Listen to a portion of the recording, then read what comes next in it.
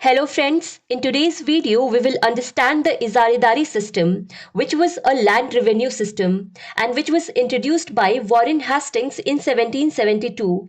But before understanding the land revenue policies of the British East India Company, we have to understand how land revenue was collected in the Mughal Empire before the arrival of British East India Company.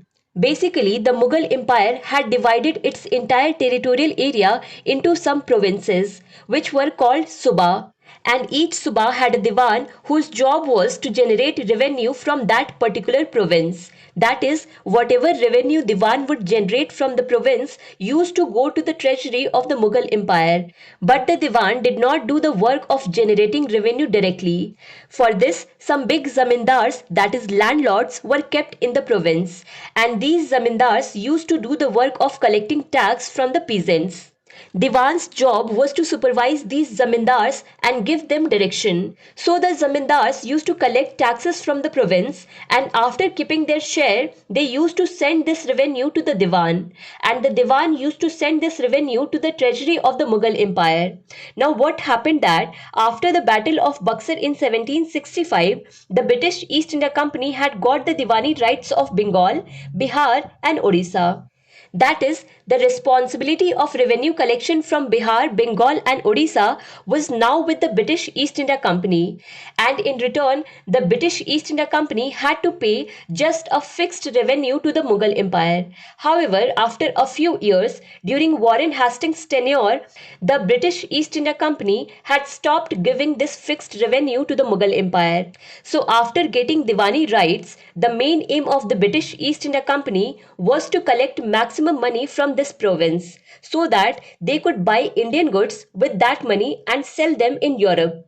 Means buy India's goods with India's money and earn profit from it. What can be better than this for a trading company? So initially, they did not make any major changes in revenue collection. They allowed the existing system in which zamindars used to collect tax, because they were also afraid that if their officers go to collect land tax, people might get angry with it. So let the zamindars remain as it is.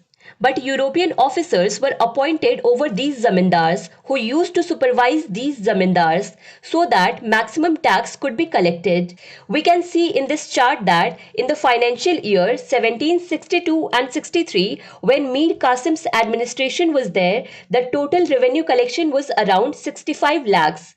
Next year, in Mir Zafar's administration, the collection was around 76 lakhs. And in the next year, that is 1764 to 65 also, Mir Zafar's administration was there and the collection was 81 lakhs. But as soon as the British East India Company got Diwani rights in 1765, the collection in the first year itself was 147 lakhs. You can see that before the British East India Company, the collection used to be between 65 to 80 lakhs, and the British East India Company increased the collection by 80% in its first year itself. Basically, Bengal, Bihar and Odisha had to suffer its loss. The agrarian society here was completely disorganized. It is said that people left their lands and ran away. And you can also understand its impact from the fact that in 1765, the British East India Company got Diwani rights, and in 1770, the Great Bengal Famine occurred, in which one-third of population of Bengal died due to starvation. Economist Amartya Sen says that it was a man-made famine due to the policies of the British East India Company. Bengal, which used to be an economic power during the Mughal era, became a victim of starvation in just 5 years. This means that the British East India Company must have become rich. It seems so, but it did not happen, because even after collecting so much tax, the British East India Company was not able to give even the expected dividend to its shareholders sitting in London. So if the British East India Company did not get rich and famine occurred in Bengal too, then who were responsible for it? The British officers were responsible for this, who were kept to supervise the zamindars. These British officers did not have any understanding of the local situation, so a mismanagement was seen here. And along with this, these officers were very corrupt. The company had become beggar and these officers had become rich. In such a situation, in the year 1771, Warren Hastings was appointed the governor of Calcutta Presidency, and in the very next year, that is in the year 1772, he started Izaredari system for revenue collection. Here he got the land auctioned. Whoever bid the highest for tax collection from those lands was made the tax collector of that land for 5 years. You can see that in this system, new people are being made revenue collectors by replacing the existing zamindars. That is, the existing zamindari system is ending here, and new people are becoming revenue collectors. And what was the criteria for this? Only this, that the highest bid should be made. Now let us understand with an example how the farmers were getting ruined in this system. There are three parties here: the British East India Company, the bidders, and the farmer whose land is being auctioned for which tax will be collected. Suppose this land has the capacity to grow 5 sacks of grain in a year. So the bidders will gradually increase their bids. One will say that I will get 2 sacks of grain tax collected from this land. The other will say that I will get 3 sacks of grains tax collected from this land. And in this way, this bid will increase to 4 sacks of grain. The British East India Company says that, okay, you get the contract. Now for 5 years, every year you will bring 4 sacks of grain from this farm to us.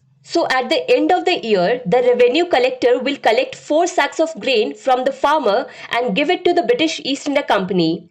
But he will keep some with himself. So why would he leave the farmer's sack?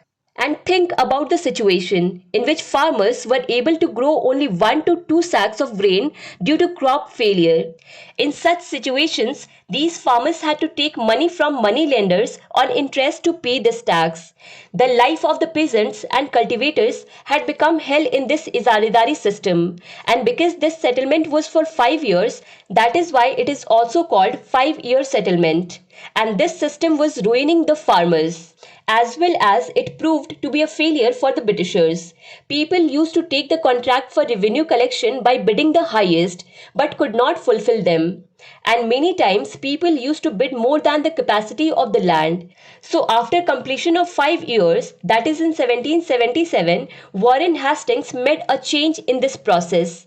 Instead of 5-year settlement, now annual settlement has been started. But the process was the same as that of auction. But now auctions are being done every year. Whoever bids more will get the responsibility of land revenue collection. But people again fooled the British East India Company, and this annual settlement also failed. So ultimately, this Izaredari system destroyed the agrarian economy of Bengal. So this was the Izaredari system. We have covered both the forms: 5-year settlement and 1-year settlement. Now in the next video, we will cover the permanent settlement started by Lord Cornwallis.